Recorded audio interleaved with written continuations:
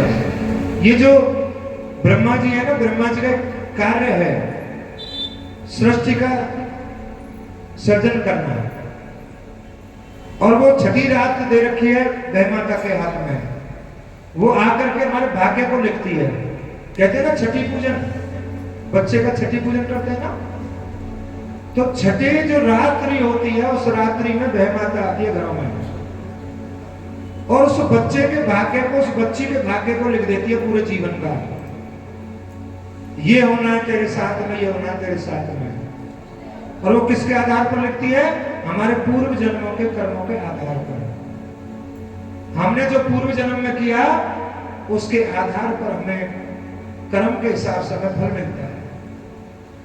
बहुत से लोग विचार करते हैं कि मेरा कोई काम नहीं बन रहा है, मेरी कोई बात सीधी नहीं हो रही, तो मैंने कल आपको एक उपाय बताया था, एक लोटा जल और हर समस्या का हल।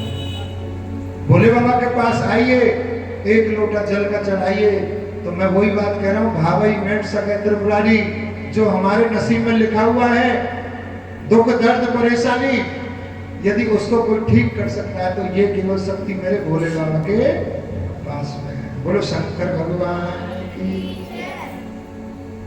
सूत जी महाराज सौनक आदि के ऋषियों को ये कथा नैमिषारण्य तीर्थ में सुना रहे हैं, और शिव महापुराण की कथा नंदीश्वर भगवान सनकादिक ऋषियों को मंदरांचल पर्वत पर सुना रहे हैं, और शिव महापुराण की कथा भोले बाबा पार्वती जी को कैलाश पर्वत पर सुना रहे हैं,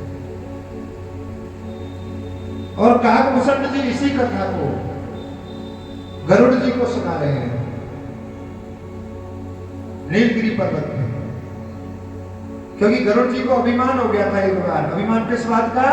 कि नारायण जी मेरे बिना चल नहीं सकते। ये कब की बात है? जब गज ने नारायण जी को पुकारा था, तब की बात है। जब गरुड़ को अभिमान हो गया कि मेरे बिना तो नारायण का काम नहीं चलता है, तो भगवान ने गरुड़ के अभिमान को दूर कराने के लिए काकभूषण जी के पास में गरुड़ को भेजा। बोलो शंकर भगवान की। तो ये बातें हमें पता होनी चाहिए। हमारे सनातन धर्म में इन बातों का हमको ज्ञान होना चाहिए कि गरुड़ जी को घमंड कब हुआ? जब गज ने पुकारा नारायण को। गज के ऊपर जब कष्ट आया तो नारायण केवल गो कहा था, गोविंद भी नहीं कहा था पूरा, केवल गो कहा था, गो। गोविंद सुनते ही दौड़े चले आए, गरुड़ को आदेश किया, अरे गरुड़ मेरा भक्त बड़े कष्ट में है, मुझे जल्दी लेकर चले। गरुड़ ने कहा महाराज अभी रुको, थोड़ी देर में आता हूं। भगवान ने कहा जब तक तू आएगा, जब तक तो वहां हालत खराब हो जाएगी। तो गरुड़ को छोड़कर ही भगवान दौड़े चले आए।